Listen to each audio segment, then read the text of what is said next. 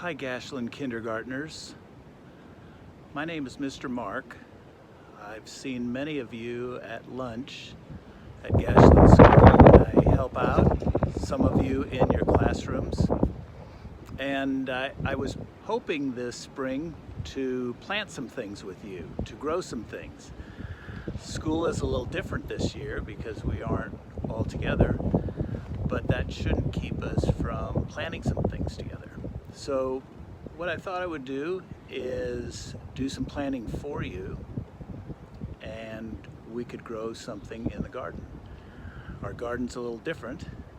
It's not a big garden like in your backyard. It's a garden that is in flower pots.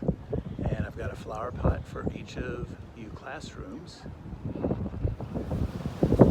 It's a windy spring day, but everything is turning green and it makes me want to go out in the yard and plant. I'm on my deck at my house, and you can see one of my gardens. I have 2 or 3 of them, and I'm going to be planting some things. In fact, I've already planted some things in that garden down there. Now we're going to plant for your classes, and we're going to plant in these planters that you see here. There's one for each of the classes. Here's Mrs. Bryant's, Mrs. Kingery, Mrs. Settles, Mrs. Lansangan, and Mrs. Agbaji.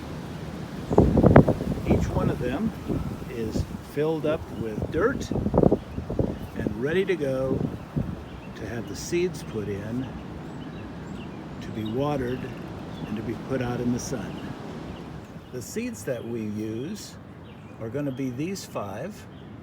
You can see on the left end are beets, then radishes, squash, mini pumpkins, and green beans. You've eaten some of these in school lunch. Probably at home you've seen pumpkins of different sizes. These are the small type, and I think you'll enjoy watching them grow. During this growing time, we're going to talk about the sun, heat, dirt, rain, and seeds. Those are the things you need to grow a garden.